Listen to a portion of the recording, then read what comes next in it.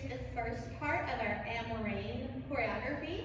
It's the opening, and we're going to start off around the audience out in the floor this time, but not too far out, but off stage. We're going to see how that works out. So there's a long intro to it.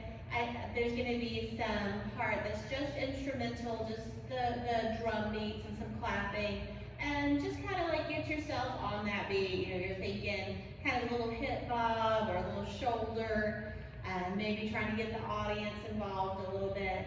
But you're waiting until the lyrics begin, and then you'll start walking up onto the stage and into your position. So if you're wearing a skirt, you definitely want to grab the bottom of the skirt and hold it as you're going up the steps. That also kind of makes me think about when we're kind of dance walking in. It would be cute to kind of swish your skirt as you're coming in. But you definitely want to hold it on the stairs to the stage. You might be doing a little swish with it while you're walking. And when you get yourself to your position, you're going to stand with hands on hip, and your left leg has the weight on it, and your right hip is just doing a little bounce. So you want to get there early enough to do at least a few bounces, but not so early that you're doing like 32 bounces. So listen to the music a lot until you kind of time that out. And then our first cue is going to be where he first says Amarain, just very like an exclamation. And when he says that, our arms are going up, overhead, and palms facing each other. And then the next things that we're going to do as we bring those hands down, we're going to be doing an undulation in place. We're not going anywhere with it. We're not traveling.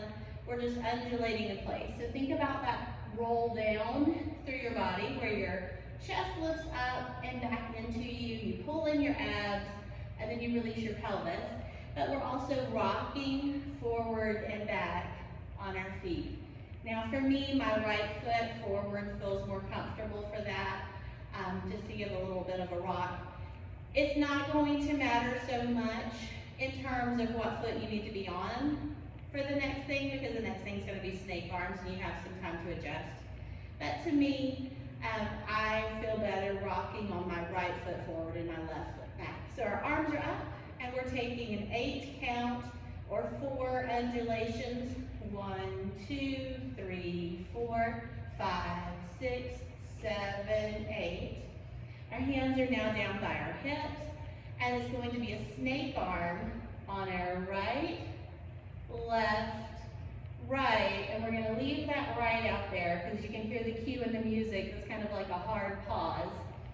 So these are very slow and intentional snake arms. And during the little bit of a pause, bring your left hand up to the back of your head so that you're ready to do the next thing that you're going to be doing, which is going to be walking with hip circles. So we're walking to our right with clockwise hip circles, 1.5. We raise that left leg up to go back the other way, and our left hand direction has counterclockwise hip circles, 1.5, and raise the other way. The thing that we're doing to make this a little fancier is having a turn in it so that we continue in the stage direction even though we've switched our hip direction.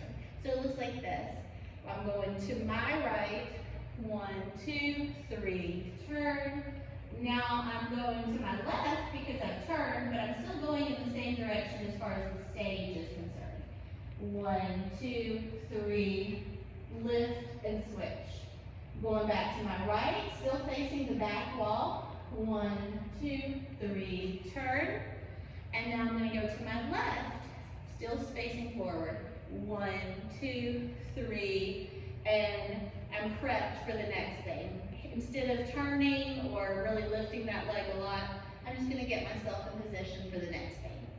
And the next and final step that we're doing is a hip drop with a release. So think about our hip dropping, and every other time it drops, we're able to turn that foot loose because we don't have our weight on it.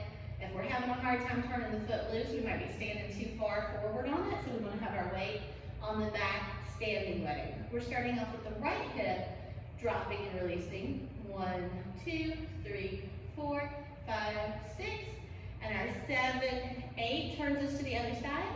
And to be pretty, we bring our hands together and open them up on this side rather than just flopping them like a windmill.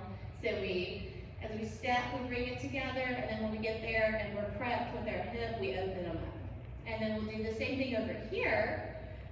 1, 2, 3, 4, 5, 6.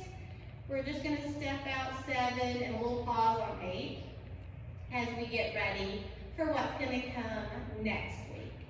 So all of part 1, we start with our undulations. We're going with our hands up, coming down with them 1, 2, 3, 4, 5, 6, 7, 8, which was 4 complete undulations. Snake arms to the right, to the left, to the right, and hold it there. Bring your left hand up.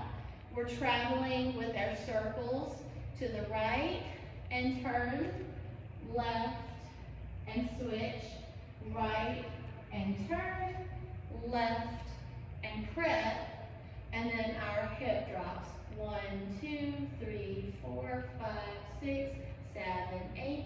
1, 2, 3, 4, 5, 6, 7, 8.